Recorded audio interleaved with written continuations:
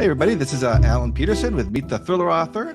And on the podcast today, I have JD Barker, who is a New York Times and international best-selling author of numerous novels, including Dracul, the 4MK Thriller series.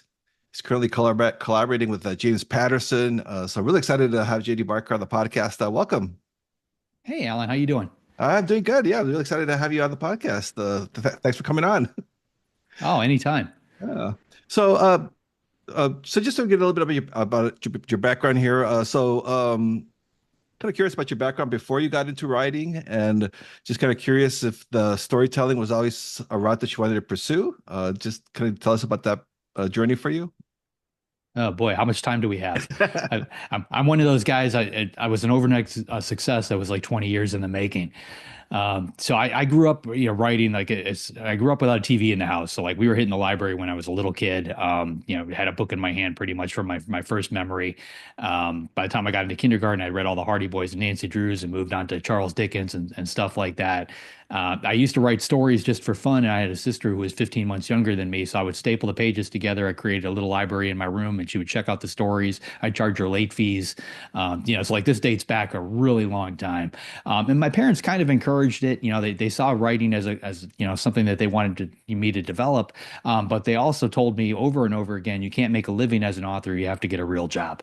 So writing became the hobby, and I went through the motions. I finished up high school. I went to college. I got a degree in business, another one in finance, like a degree in IT. I got halfway through a psychology degree, and ended up working in the corporate world in finance. But I would come home and write at night to kind of keep sane because that was my go-to.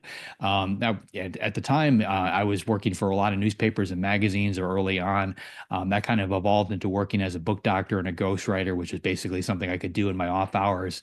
And I just enjoyed it. It's always been a part of my life. Oh, wow.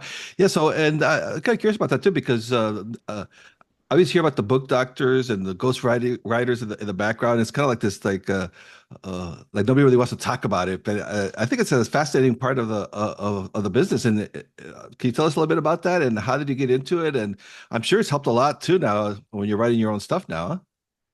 Yeah, I kind of fell into it. Back when I was in college, I worked for BMG Distribution, which is a division of RCA Records, and I was essentially a glorified babysitter. So when they had a recording artist come into South Florida, I'd have to pick them up at the airport, get them to their hotel, get them to the radio station for their interview, get them to their concert, and then get them back on their airplane. And I had some very famous people in the car, and at the same time, I was going to college, and student loans are expensive. So I started to interview those people, and then I would take those interviews and sell them to magazines like 17 and Teen Beat and Tiger Beat and all these magazines that were around back in the day. And when you work for newspapers and magazines, you quickly realize everybody's got a novel in a desk drawer somewhere. They've been working on it for 10 years. It's almost done. It's 400,000 words long, just needs a little something. And they would give those books to me. I was really good with grammar and punctuation. So I would kind of go through the book and help them clean it up. And then that turned into giving them developmental suggestions. It kind of evolved into working as what I called a book doctor. So somebody would hand me a manuscript that was, in my opinion, half baked, needed a little bit of work, and I would clean it up and fine tune it and get it ready for publication. Word of that spread, and keep in mind, I was doing all this while I was working in the corporate world. This was my night gig. So agents would call me, that they get a manuscript that they love from somebody, but it needs a little bit of work before they submit it to editors. So I would help them, clean it up. I'd get phone calls from editors. They would buy a book that they absolutely love, but it needed something and I would get calls, this person can't write dialogue to save their life. They need to cut 40,000 words, but they're too close to it. I was a hired gun, so I had no problem making those changes. I did that for 20 some years. And over that time, I just really got to learn what the folks in New York really wanted to see out of a best-selling book, because they were very candid with me about that. So when it came time to write my own, I felt like I had a really good toolbox. Wow. Yeah. Was that your first, was your first book? It was Forsaken, right? That was your first published novel? That was the first one that I wrote on my own. I ended up with six different books that hit the New York Times list, all with other people's names on the cover, when I was working as a ghostwriter, which just gets old after a while. So Forsaken was my first attempt to sit down and write a book on my own. Oh yeah, you can't tell anybody because you've signed those NDA clauses and all that. That's gotta be it's kind of bittersweet, huh? Like your work is a bestseller, but your name's not anywhere on there. Nobody knows. How does that feel? Yeah, like I said, it gets old, but at the same time, like that's where I really learned to write. the fiction ones I think are the ones that hit home the hardest because, that was, thoughts that came out of my mind, storylines that came out of my mind, and somebody else was getting credit for it. And that hurt. But I did a lot of work writing memoirs and books for, along those lines too, which were also ghostwritten. So I'd sit down with, to give you an example, I'd sit down with a politician. We'd spend 2 or 3 days together. I'd record a ton of interviews, get them talking, get conversations going, then take all that back to my desk at home and hash it out and turn it into a book, and try to write it in their voice. And that really helped me, I think, with dialogue and just creating different characters. Because when you're writing a memoir, a lot of times you're writing it in first person, but it's somebody else's first person. So I learned how to do that. And so even though I spent all this time working on these different projects, I didn't write Forsaken until I was 43.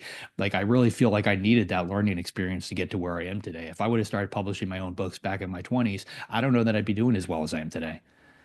Yeah, it probably really helps you too with like the business and the marketing part of it too, because you really, like you said, you understand what the market wanted, unlike people who are just writing like I mean, you have to write what you want to write, but you have to also write to the market. If not, you're not going to do very well. And you probably already understood that pretty decently, I would imagine.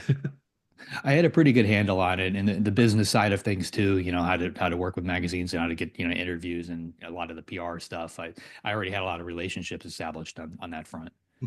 Yeah, it's so fascinating too because you've done it all, which is really cool. You've done like traditional publishing, you've done indie publishing, you've done hybrid, um, and that seems to be like the big. I keep hearing hybrid publishing a lot now. Can you tell us a little bit about that and what are your thoughts about it and the future of hybrid publishing?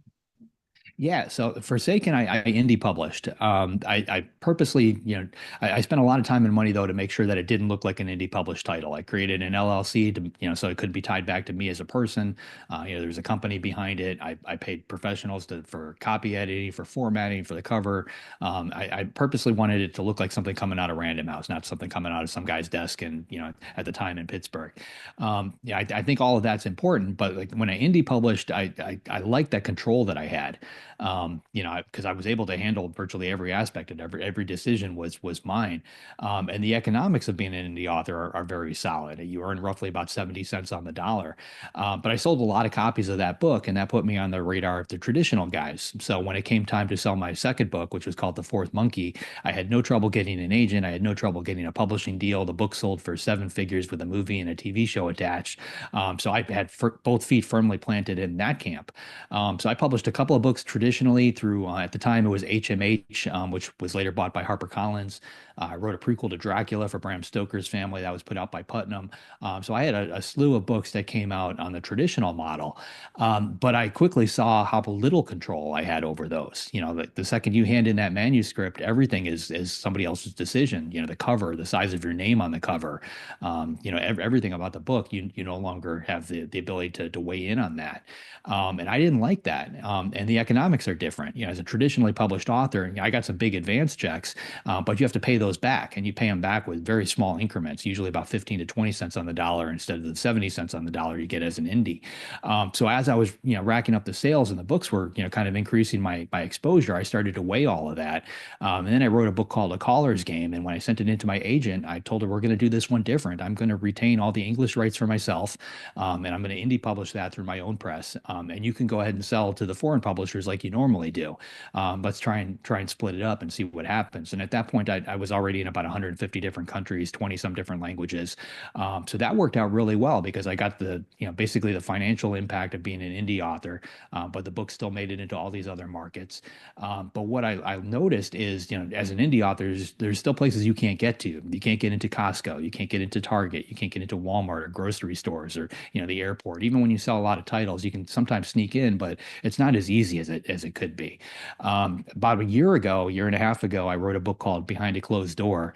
I sent that off to my agent, and he started shopping it. We immediately got film interest, so we knew that it was going to be a pretty big book, and it looked like it was going to go to auction with the traditional publishers. Right before that was supposed to happen, I got a phone call from a friend of mine that worked at Random House, and she said, "Listen, we're about to offer on your book. When that happens, you need to turn it down." And I said, "Why?" And she said, "Well, we're about to lay off a lot of people, and the editor who wants your book is one of them. You don't want to get caught in that limbo." I had a similar conversation with somebody at Random or at HarperCollins. So I started some back channel conversations. I had worked in finance before. I knew some of the people that were involved in the private equity purchase of Simon and Schuster. So I started a dialogue with them, and ultimately ultimately I signed a deal with Simon and Schuster where they allowed me to create my own imprint on Simon and Schuster. So they handle all of my print sales and distribution. But because I have my own imprint, I can put out whatever books I want whenever I want, which gives me that indie freedom, but with a traditional publisher behind me, which is how I put out Behind a Closed Door in my last couple of titles. And I really do think that that's the future of where this industry is going. Because if you take a step back, if you take a look at it, just any indie author who is doing really well, they're selling a lot of books on their own. And traditional publishers, they see that and they will walk up to them. They will offer them a big old check for their next book. Most indie authors are going to turn that down because even though it's nice to get that money, they don't need it.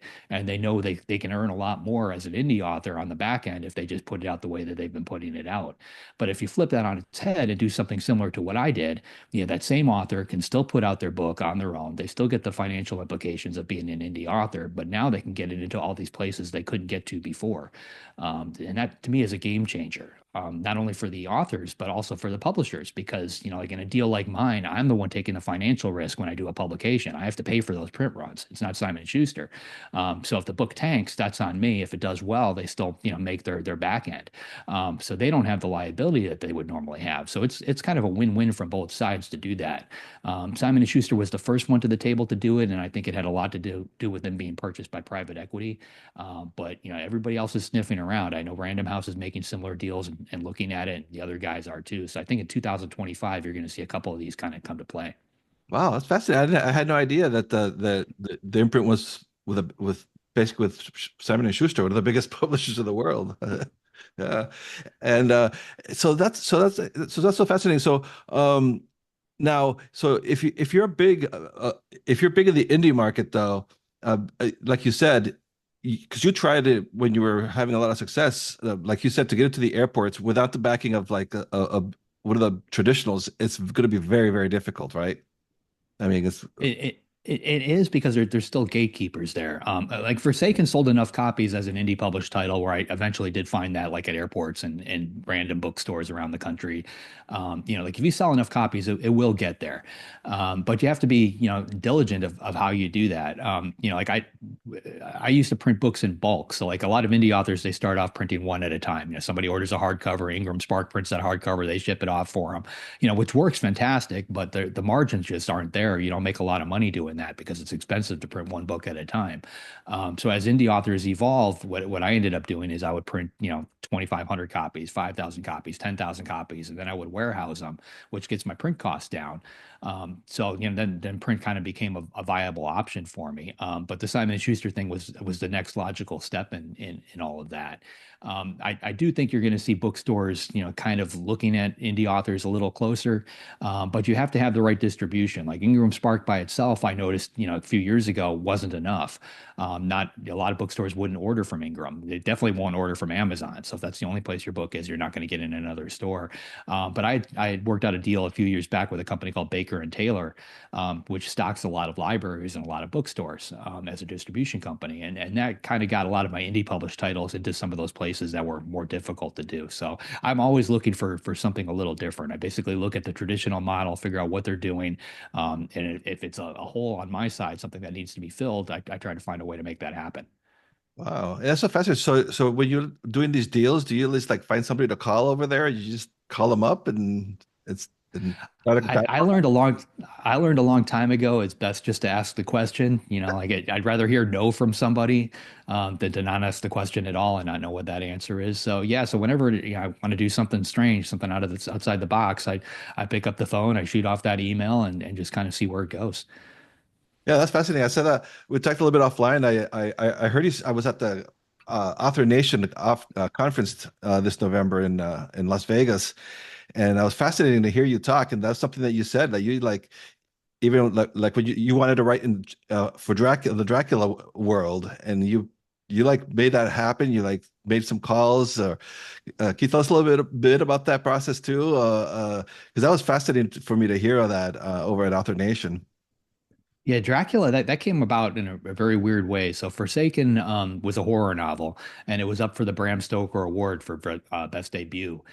So I went to the horror writers convention, and while I was there, I sat next to Dacre Stoker, who's Bram's great grandnephew, and we were at a signing table together for about an hour and a half, and we talked quite a bit. You know, he picked my brain on the ghostwriting stuff, the book doctor stuff, and things that I had done in the past, and I hit him up for any kind of intel I could get on Bram Stoker.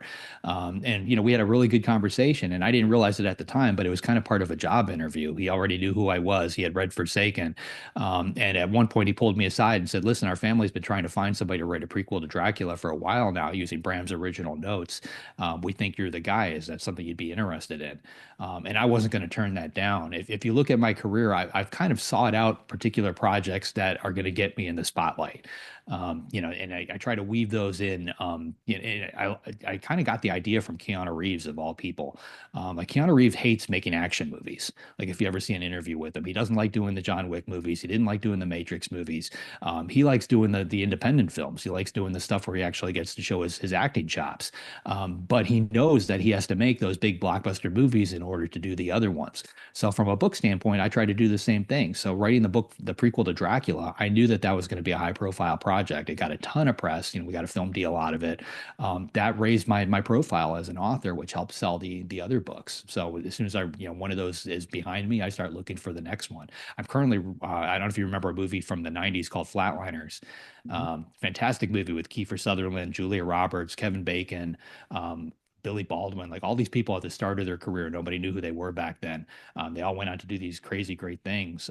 But it's a fantastic movie, and I've always loved the premise of it. And the guy who wrote it is on one of my other projects. So a while back, we started talking about the idea of rebooting the franchise.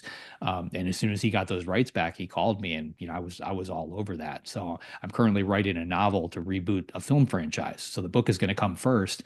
We're pretty sure the movie's going to happen because the studios have already chimed in and said they want it. So we'll see how that goes. But like if you Google me, you're going to see that got a ton of press. We basically announced it when we started the project. We'll announce it again when the book gets shopped. We'll announce it again when we get the film deal. Every time one of those news stories comes out on the various national press or international press, it helps sell the other books. So I'm always looking for stuff like that to keep things going. And as a writer, were you the confidence level? But were you nervous to take on something like Dracula? I mean, like the whole world knows that's the that character. I don't really get nervous. It's a tough one to explain. Dracula is one of those books. It was the very first adult book I ever read as a kid. I picked up a copy for 25 cents at a yard sale, and I showed it to my mom, and like the cover was like crazy scary looking. I was like, "There's no way she's going to let me buy this," and she let me buy it and read it. And I was hooked from the moment I read that. And I read that book over and over again. It kind of takes on. You get different messages out of it as you get older. You go on through life and you read it again. So like the chance to play in that particular play box or sandbox, like I couldn't turn it down. Dacre Stoker told me two things though that really sold me on the project. He told me that when Bram wrote Dracula, he wrote it as a true story. He completely believed that vampires were real. He did his entire life, even to the point when he died, he had himself cremated because he was worried about a vampire coming for his immortal soul. Like he completely believed in all of it.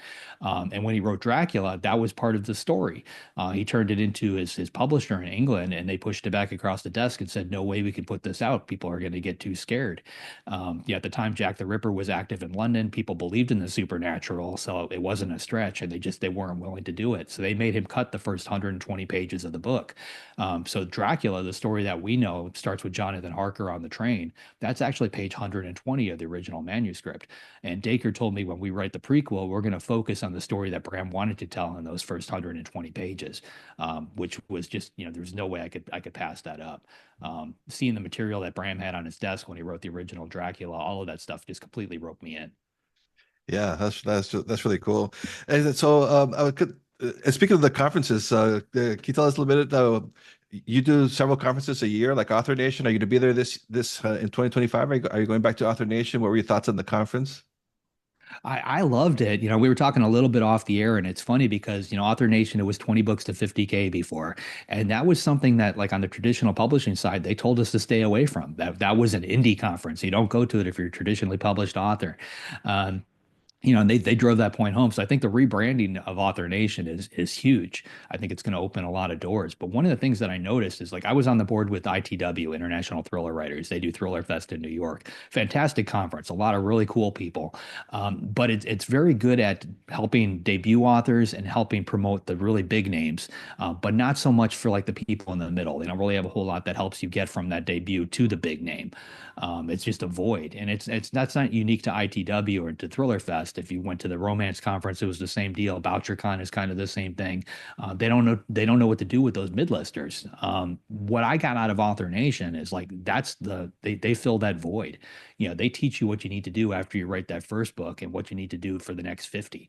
And I think that's extremely important for authors to understand. Like you can, if you go to something like Author Nation, you're going to walk away with a handle on marketing, on publicity, the craft itself, dealing with multiple genres, the business side of things. They're going to, fill all those empty boxes that you may not find at other conferences. So right now, I'm very excited about it. I see it as one of the biggest, best conferences out there. Yeah, and I think that's so important for writers, especially. And I know I have a lot of aspiring writers that listen to this because, I mean, writing the book is just basically it's just the start, especially if you want to get it in front of readers. And a lot of writers don't like to think about business and marketing, but it's you have to, right? I mean, Oh yeah, there's no way around it. I mean, in 2024, there were 2.4 million books published on Amazon. That is insane. If you wrote one book, you somehow have to come up with a way for your book to rise to the top of that list for other people to discover it, for it to take on a life of its own. I write books with James Patterson. We've written, I think, 5 together at this point, and we have tons of marketing conversations. Just as much on the marketing side as we do on the, when we're actually writing the book. And that's James Patterson, and I know a lot of the big name authors, like they spend a good half of their day, just like I do, working on marketing, working on PR, doing the business side of things. In TV and movies, they always paint this romantic picture of an author sitting down next to their typewriter. They write their book and the stack of pages kind of grows next to it. And then they box up the manuscript, they send it to their agent, and they're done with it. That's just not how it works, not in the real world. yeah. Yeah, if it ever was that way, it's not that way anymore. It keeps changing all the time now. Yeah, you've got to be completely hands-on, and that's not unique to being indie. Traditional publishers, it's the same thing. Yeah. You speak to any New York Times bestseller, they're going to tell you they spend just as much time on podcasts and doing marketing stuff as anybody else does. Yeah, yeah, that's what I've noticed too with this podcast. Even like real, big names and stuff, they're paying for their own publicists and PR people too, and to reach out, to podcasts like mine. So it's kind of interesting to see that. Like you really have to be involved in your career. Well, I noticed something very early on. So, initially I chased a lot of the big publications. Like I wanted to get reviewed in the Washington Post or the New York Times or, this magazine or that magazine. And when those started to come in, I noticed the reality of it. Like if you get interviewed in the New York Times, that interview, ends up online, ends up in the print magazine. But like when it lands in somebody's inbox, they click on that link and they hit a paywall. Like they can't actually see it unless they subscribe to that newspaper or that magazine. That alienates a ton of people. Now, if I get a review by a blogger or, somebody who's got a good TikTok account or whatever, they do that interview, they do that review, then they get out on social media, they promote it to their fans on all the various platforms. Their fans talk about it, they promote it. So I've seen, like realistically, I get a lot bigger response out of just a person, an influencer, than I do out of these big, publications. I've been on the Today Show in multiple countries, and like that doesn't move the needle as much as some influencers do today. Yeah, that's amazing. And I see now, I've noticed that on Amazon now they have like a book talk hashtag on some of the books that are going viral on TikTok. They like Amazon is now jumping on that too. So it's kind of fascinating to see that. Yeah. Yeah. So I kind of mentioned, so you mentioned you're working with James Patterson. So I have to ask you about that because I mean, that's like probably one of the big best-selling authors in the world, probably right up there. What was that like? How did that come together for you? He was, every author, like you write a book, the next step you do when you start marketing it is you want those blurbs for the back cover, greatest book ever, by New York Times book that best-selling author. So like when we finished up a book on the traditional side, our editors, they always sit down and make a list of people that they can send that book off to. Patterson is always on that list. Stephen King's always on that list. Like there's certain people that get like every book. So we sent him a copy of The Fourth Monkey, and I never really expected much to come out of it. And I ended up getting a phone call from him. There was a South Florida area code, and I used to live in Florida. So at first I thought it was somebody I knew, and I picked up, and he said, "Hey, it's Jim Patterson. You got a second?" And he started giving me his review of The Fourth Monkey, and I got a couple minutes into that conversation, realized it was really him. And we had a really good talk, and I told him that I'm in Florida quite a bit because my family is down there. So we made plans to get lunch, and when we sat down for lunch, we started hashing out ideas for a co-author title together. But we kind of it came away with a stalemate because he was a hardcore outliner. At the time, I was a pantser. I'd never worked with outlines before, so it just felt like our styles weren't going to work together. So when we left that lunch, we didn't think we were going to end up doing anything together. Then a couple months later, we talked again. He's like, you know what? Let's try it your way. So we ended up pantsing a novel. It was called The Coast to Coast Murders. So I would write a chapter, I would send it off to him. I would paint him in some kind of impossible scenario, thinking he's never going to get out of this. And 15 minutes later, he would not only get out of it, but he sent me pages back and put me into something worse. And it's the twistiest book I've ever written. And when we finished that up, he's told me, you know what, now that we've tried it your way as a pantser, I want you to try it my way. So here's an outline. And he gave me an outline for a book called The Noise. And honestly, after I wrote that book with him, it went so smooth having that outline in front of us that I haven't looked back. I've been outlining everything ever since. So he takes credit for converting me to the whole outlining thing. Yeah, that's huge that you got him to write without an outline because that's his whole. He's huge at that. I saw his master class on outlining was for me was I mean that's basically what I do now. I outline like I try to outline like James Patterson does with the synopsises of every chapter. Well, what I've learned is, like I write every day until about 3 o'clock, and I live on a little island off the coast of Portsmouth in New England. I go for a run around the island. It takes me about an hour and a half, and I use that time to think about what I'm going to write the next day. And when I was pantsing a novel, all that brain power kind of went into, what comes next in the story, what comes next, what comes next. And if I've got an outline in front of me, I find that that same brain power goes into how do I make what comes next better? Like I already know the story, but now it's time to tweak it and take it, from an 8 to an 11. So it's a really cool process. I encourage everybody to try it both ways. I mean, nobody writes the same, and I've evolved. Like everything I do has changed over the years, and it'll probably continue to change. I think everybody needs to try both ways and just figure out what works best for them. And you recently published Heavy Are the Stones with Christina. How do you pronounce her name? Is it Daigle? Yeah, Christine Daigle. Yeah, I got it. And I noticed I saw that you have several books coming out next year with co-authors. So I'm kind of curious about that process for you. Like, um, did do you take some of what you learned of James Patterson with these other authors that you're now working with? Can you tell us about that co-authoring world? Yeah, I mean, one of the things, there's so many ideas and only so many hours to actually write them. So one of the things I love doing, I love working with other authors, which kind of comes out of the book doctor ghostwriter years. I always collaborated with other people. So I've been seeking out, people in today's world to write some of these co-authored titles with me. And what I find, like with Christine Daigle with Heavier the Stones, she's a neuropsychologist. That's what she does in her day job. And we needed that in the book. So like I could go out on Google and I could do a ton of research and I could kind of fake my way through it and get something down on paper that sounds realistic. But having a real neuropsychologist on board, in the writing process, it adds this authenticity to the story that I really couldn't recreate on my own. And I also find that when you have two authors, you end up with a completely different book because, obviously I've got my own ideas, but she's got her own. Between the two of us, we end up taking the book off in a completely different direction. So I really enjoy that writing process. So I'm currently working on a ton of co-authored titles. I'm trying to supplement my solo titles. I think I've got 12 of them coming out over the next year or so. But I'm having a ball releasing them. Yeah. And so I asked that script about the writing process because I'm always curious about that stuff. So what do you use? Do you use like Word or some other software program? I'm all for primarily I use Scrivener. I've never liked Word only because it, like when you get to like the tail end of a novel, it takes forever to open the file, and that always makes me really nervous, like it's going to get corrupted or something. Scrivener works great. I've tried a bunch of different methods though, so you can kind of see it behind me. There's a typewriter on the table behind me, next to my fireplace there. I'm writing a book on that, so every day I just type a Oh. couple of sentences on it.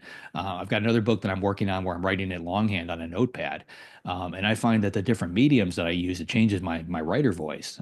So the story is different. So I'm constantly changing it up. Hmm. And do you usually write in the same spot, or you change that up as well? Nowadays, I mean, because I'm doing this professionally, I mean, we're in my office right now. My desk is right over here off to the side. So I'm kind of in the same place every day. I've got a routine down.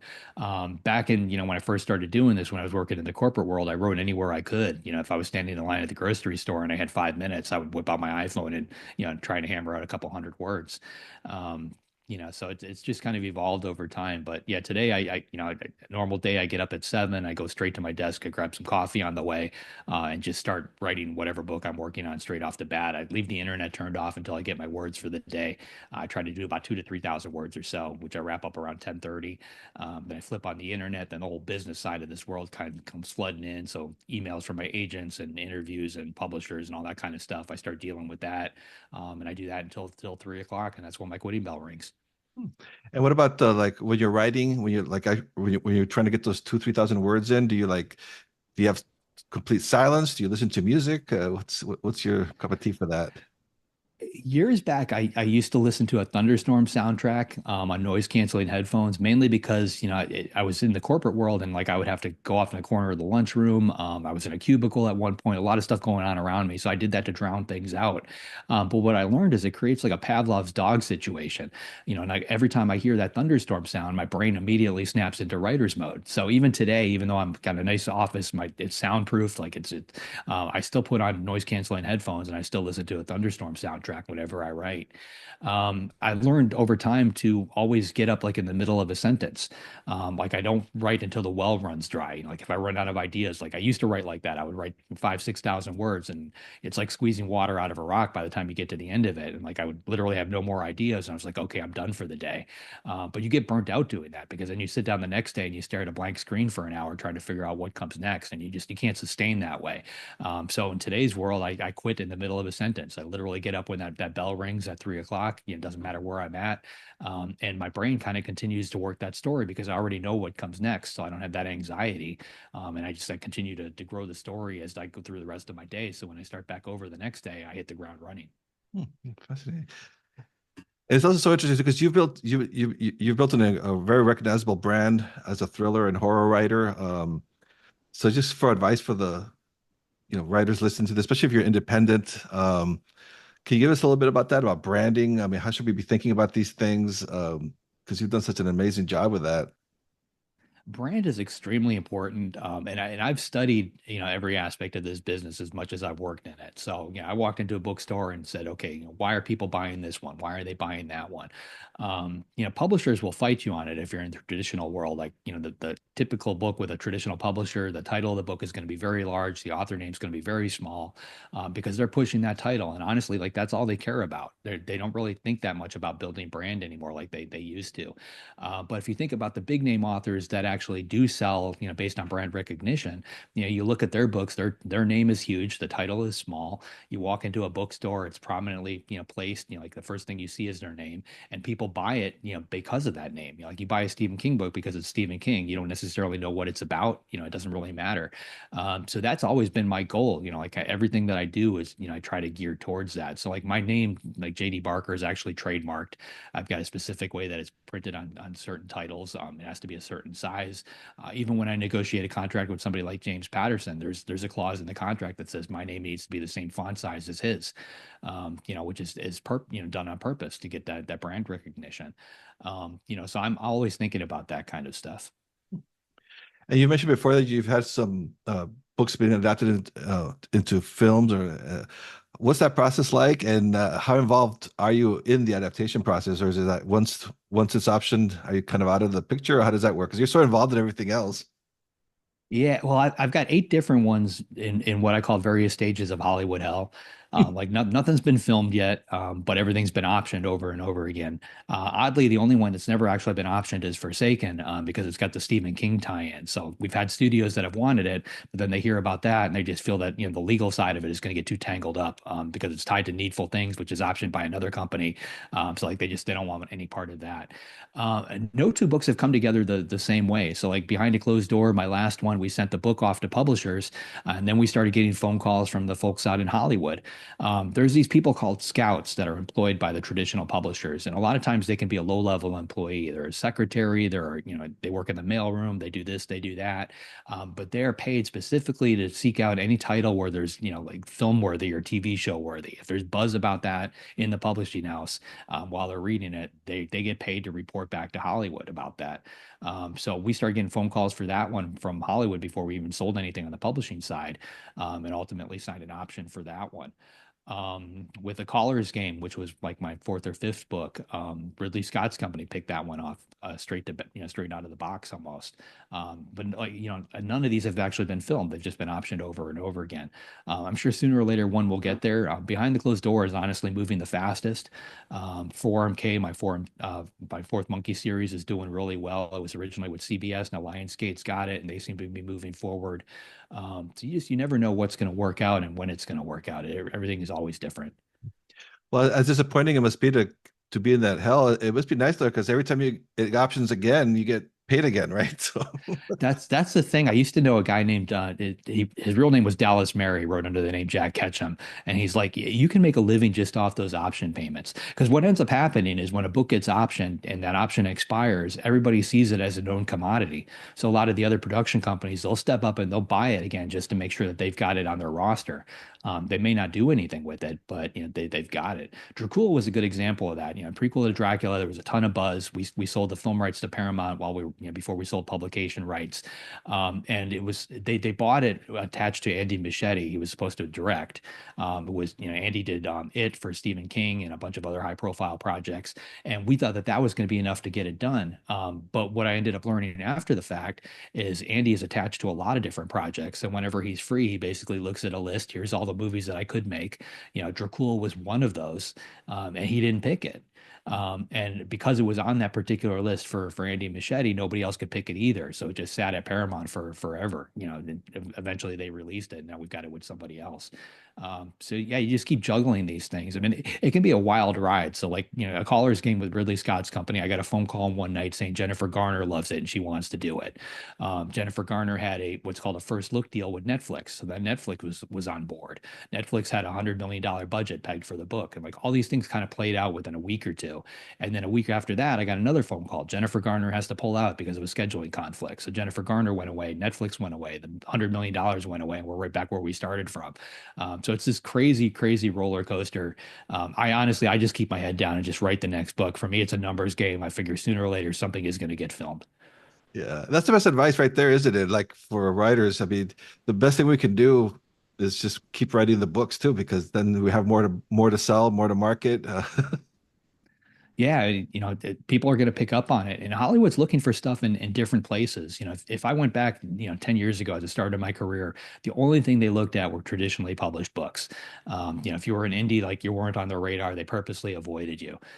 That's changed completely. They don't really care, how the book is published anymore. It's all about story. If they think the story is good, if it's getting a lot of, 4 or 5 star reviews, people are resonating with it, they'll look at that.